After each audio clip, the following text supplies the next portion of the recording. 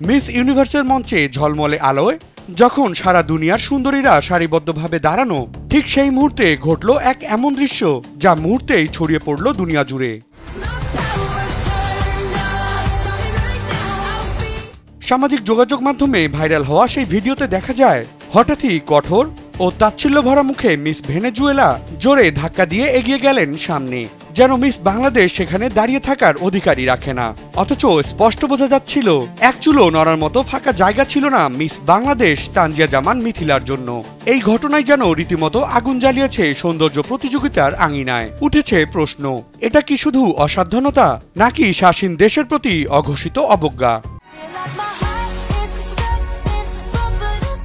প্রকাশিত সেই ভিডিওতে বিদেশি দর্শকদের অনেকের মন্তব্য ছিল, লিডিং বা ঐতিহ্যবাহী শক্তিশালী দেশগুলোর প্রতিযোগীরা প্রায়ই নন-শ্বাস দেশগুলোর প্রতিনিধিদের প্রতি অবজ্ঞাসূচক আচরণ করে থাকেন। সেই ধারাবাহিকতার প্রতিফলন যেন দেখা গেল ভেনেজুয়েলার প্রতিনিধির আচরণে।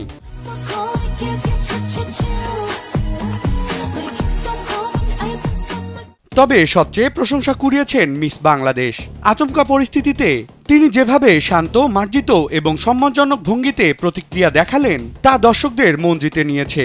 নেটিজেনদের অনেকেই বলছেন তার নড়াচড়া করার প্রয়োজনই ছিল না, তবুও তিনি অসাধারণ সৌন্দর্য দেখিয়েছেন।